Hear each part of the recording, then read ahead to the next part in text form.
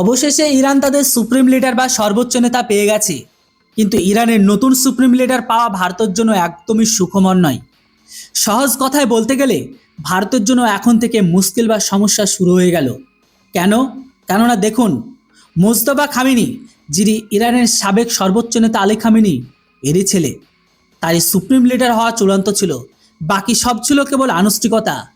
কিন্তু এখন আপনাদের জানিয়ে রাখি, মোজতবা খামেনি সুপ্রিম লিডার হওয়া কেবল ইসরায়েল ও আমেরিকার চিন্তিত নয়, বরং এখানে ভারতও চিন্তিত। এবার প্রশ্ন হলো কেন? তো এখন ভারতের চিন্তা কি আর কেনই বা সেটি? তো দেখুন, সেটি জানা খুবই আকর্ষণীয় হবে আপনাদের।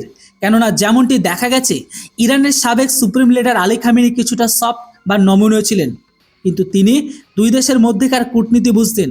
আর আলী খামেনির সর্বোচ্চ নেতা থাকাকালীন ভারত ইসরায়েলের সাথে যে সম্পর্ক তৈরি করেছিল, সেটিকে তিনি ভারতের কূটনীতিক প্রয়োজন হিসেবে মেনে নিয়েছিলেন।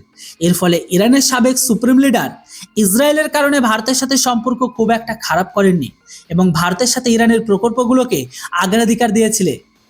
কিন্তু ইরানের নতুন সুপ্রিম লিডার মোজতবা খামেনি এর চিন্তাধারা বা তার বাবার চেয়েও অনেক বেশি কট্টর, মানে বলতে পারেন জঙ্গির সমতুল্য বা জঙ্গিদের মাইন্ডসেট। মোজতবা খামেনি বিশ্বাস করেন যে যারা ইসরায়েল ও আমেরিকার ঘনিষ্ঠ, ইসরায়েল ও আমেরিকার বিরোধিতা করে না, সেই সব দেশের সাথে ইরান খুব বেশি লেনদেন রাখা উচিত নয়। অর্থাৎ এখন ভারতের জন্য চাবাহার প্রকল্পের গুরুত্ব শেষ হয়ে যাবে। পাশাপাশি ভারত ও ইরানের মধ্যেকার ট্রানজিট করিডোর দুর্বল হবে, যার ফলে মধ্য এশিয়া ভারতের বাণিজ্যের ক্ষেত্রে প্রতিবন্ধকতা তৈরি হবে। কিন্তু এর বাইরেও ভারত এক বড় বিপদে ফেসে গেছে, এমন এক বিপদ যা ইরান সামনে এগিয়ে নিয়ে যাওয়ার প্রস্তুতি নিচ্ছে। কেননা দেখুন, গত 4ই মার্চ ভারত মহাসাগরে ইরানের একটি যুদ্ধজাহাজকে আমেরিকা গোপনে ডুবিয়ে দিয়েছিল। কিন্তু এখন এই বিষয়টি বড় আকার ধারণ করে নিয়েছে এবং ভারতের প্রভাব থেকে বাঁচতে পারেনি। কেননা বিষয়টি এখন এমন যে ইরান অভিযোগ করেছে যে আমেরিকা তাদের যে যুদ্ধজাহাজটিকে ডুবিয়েছে তা সব ধরনের যুদ্ধের নিয়ম লঙ্ঘন ছিল, কারণ ইরানের দাবি অনুযায়ী তাদের যুদ্ধজাহাজে কোনো অস্ত্র বা মিসাইল ছিল না। ইরানের যুদ্ধজাহাজটি ছিল নিরস্ত্র, এমনকি সেটি কোনো যুদ্ধের অংশই ছিল না।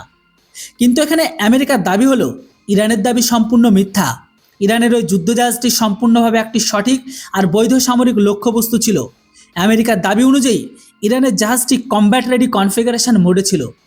তবে এখন ইরান তাদের নতুন সুপ্রিম লিডারের নেতৃত্বে রাশিয়া ও চীনের সাথে মিলে এই যুদ্ধজাহাজ ডুবিয়ে দেওয়া বিষয়টি আমেরিকার অপরাধ হিসেবে সামনে আনতে চায়। আর এখানে ভারতের সামনে বড় সমস্যা হয়ে দাঁড়িয়েছে এটাই যে কারণ ইরান ও আমেরিকা নিজ নিজ দাবির মাঝখানে কেবল ভারতই সেই দেশ যে জানে যে ইরানের যুদ্ধজাহাজটি অস্ত্রে সজ্জিত ছিল কিনা, কারণ ডুবে যাওয়ার আগে ইরানের সেই যুদ্ধজাহাজটি ভারতের মিলন মহড়ায় সামিল ছিল।